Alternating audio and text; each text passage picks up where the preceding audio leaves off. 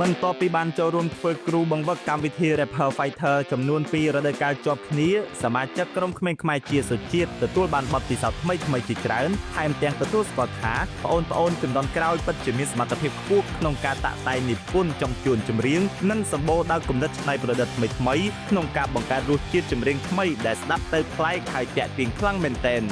ក្នុងនាមគ្រូបង្វឹកសុជាតិពិតជាមានមោទនភាពពេលឃើញបងប្អូនជំនាន់ក្រោយធំធាត់ក្នុងវិស័យរ៉េបប្រកបដោយទំនុកចិត្តនិងមានអ្នកចាំជួយត្រួសត្រាយផ្ដល់ឱកាសក្នុងការអភិវឌ្ឍសមត្ថភាពលើវិថីចម្រៀងដែលខុសដាច់ពីជំនាន់លោកប្រឡូកវិស័យចម្រៀងដំបូងកាលពីប្រមាណ10ឆ្នាំមុនម្ចាស់បទកាត់ចិត្តលើកឡើងយ៉ាងដូចនេះថា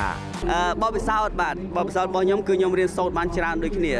ឃើញក្មេងៗគាត់ខំប្រឹងឃើញក្មេងៗគាត់ព្យាយាមណាចាប់យកឱកាសខ្ញុំសម័យដល់ខ្លួនឯងកាលពី10ឆ្នាំមុនបាទខ្ញុំកាលពីនោះពេលនោះខ្ញុំខំប្រឹងចឹងដូចគ្នាប៉ុន្តែឱកាសពេលនោះគឺខ្ញុំអត់សូវមានទេនិយាយទៅគឺពិបាកប៉ុន្តែសម័យនេះនៅក្នុងកម្មវិធីនេះគឺបងប្អូនមានឱកាសអញ្ចឹងសម្រាប់ខ្ញុំបានរៀនសូត្រពីបងប្អូនថាឱកាសយើងមានមែនក៏ប៉ុន្តែសមត្ថភាព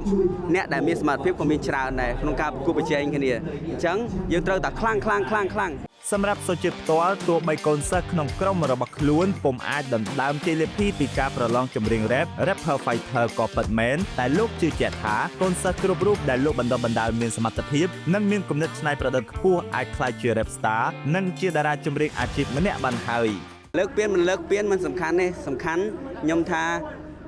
ក្មេងម្នាក់នេះគឺមានអនាគតដែរអញ្ចឹងសម្រាប់ធានហ្វូអ្វីដែលគាត់ខិតខំរហូតដល់សប្តាហ៍ថ្ងៃនេះគឺទទួលបានផ្លែផ្កាទោះបីជាគាត់